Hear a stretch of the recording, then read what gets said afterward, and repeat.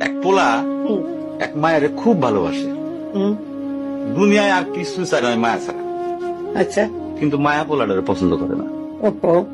অনেক চেষ্টার পর মায়া সে পোলাটারে কইল যে ঠিক আছে, হ্যাঁ, আমি তোমারে ভালোবাসতে পারি, হ্যাঁ। আমার একটা জিনিস এনে দিতে হবে। কি রে?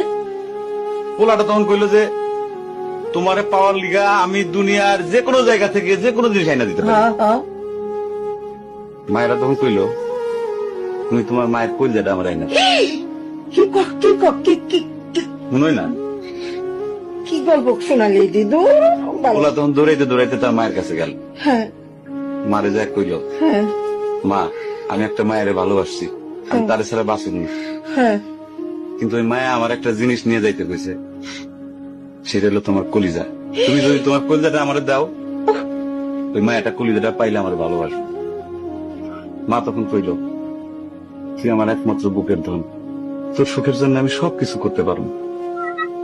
পরে মা বুকটা ফাইরা কলিজাটা বাইর করে পোলার হাতে দিল। আরে মা। পোলাটা কলিজাটা হাতে পাইয়া যে কি খুশি, মা দৌড়াইতেছে দৌড়াইতেছে দৌড়াইতেছে, দৌড়াইতে দৌড়াইতে হঠাৎ রাস্তার মধ্যে উষ্টা খাইয়া পড়ে গেছে। হাতের কলিজাটা হাতের থেকে সুইটা রাস্তার মধ্যে পড়ছে। তখন মায়ের কলিজাটা কইতাছে ব্যথা পাইছো বাজান? কোন মায়া যদি এইরকম কয়, সেই মায়ের আমি, আমার মনে হয় জগতের সব মায়ে একরকম, মা আমি পারো না, মা আমি তোমার ছাড়া আমি থাকতে পারবো না, মা।